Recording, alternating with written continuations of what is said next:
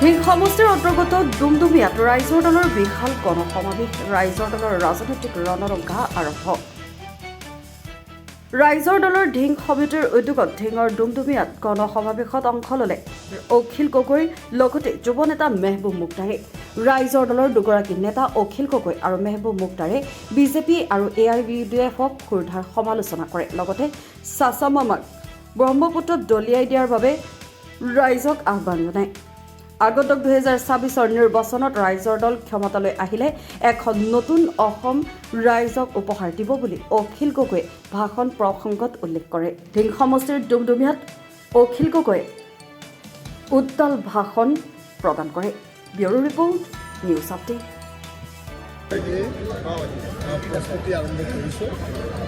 2026 চনৰ বিধানসভাৰ নিৰ্বাচনৰ কাৰণে সমগ্ৰ অসম জুৰি আমি এক অভিযান চলাইছোঁ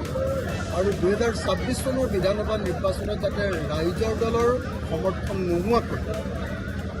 অসমত কোনো দলে যাতে চৰকাৰ কৰিব নোৱাৰে তাৰ কাৰণে আমি পৰিকল্পনা কৰিছোঁ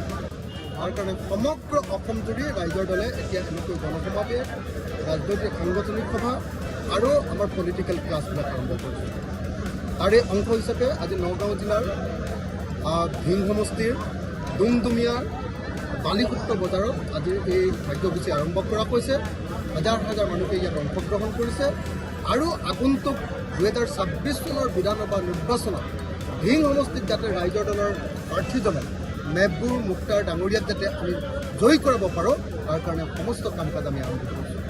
সেইকাৰণে মই সকলো ঢিং সমষ্টিৰ ৰাইজক আহ্বান জনাইছোঁ আহক আমি সকলোৱে মিলি আমাৰ ঢিং সমষ্টিৰ যিজন প্ৰাৰ্থী সেই প্ৰাৰ্থীক জয়ী কৰিবৰ কাৰণে আপোনালোকৰ প্ৰশ্ন